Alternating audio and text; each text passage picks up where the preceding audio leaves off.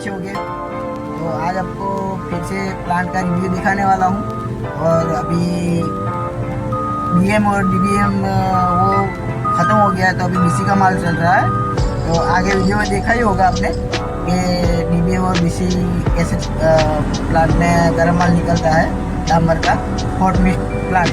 तो वीडियो में बने रहना, ठीक है।